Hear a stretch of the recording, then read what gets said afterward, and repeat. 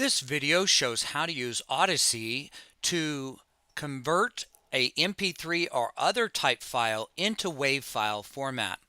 If you're using the HinksPix Pro and you have standalone playback, you will need to use the format of WAV for your audio files. So if you have that MP3, convert it over to WAV file. It's very easy, and it uses a program called Audacity.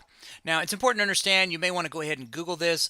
You need to go to the website audactyteam.org. Don't go to audacy.com. That's another website. And once you go there, go ahead and download it. I would actually recommend using the download without Muse Hub right here, and that'll just download the actual executable here. You do not need any cloud storage or other things that may be tried to sell to you, so don't worry about that. Once you have the Audacity application installed, it's really simple. You just open it up here, simply come up to File, Open, and then we select the directory where your files are. We again recommend that you put all of your files, including audio files, in the xLights directory.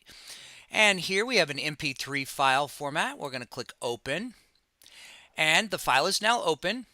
Now, you can also use Audacity to edit files, cut out sections, merge, mix, but again, we're just using this to convert.